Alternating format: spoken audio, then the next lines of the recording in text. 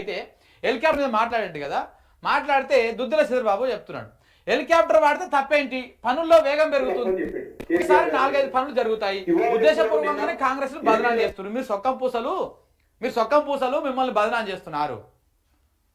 Helicopter వాడితే తప్పేదంట, దేనికి వాడాలి హెలికాప్టర్ వాడితే తప్పేం కాదు, మీ పైసలు పెట్టుకొని వాడురి, మీ సొంత పైసలు జేబులోకి వెళ్ళి పెట్టుకొని మీ పార్టీ ఫండ్ పెట్టుకొని వాడుకోరి, ఎవ్వడతున్నాడు.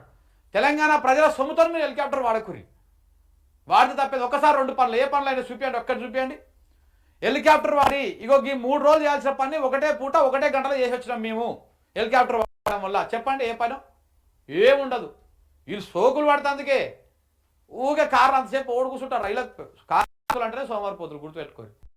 ఒకరొకరు 3 ముంగలకు ఉండి సోమవారిపోతులు సాయంత్రం కాగానే మంచి సేద తీరడం కోసము జల్దిన పోయి జల్దీ రావాలని చెప్పేసి హెలికాప్టర్లు వాడుతారు.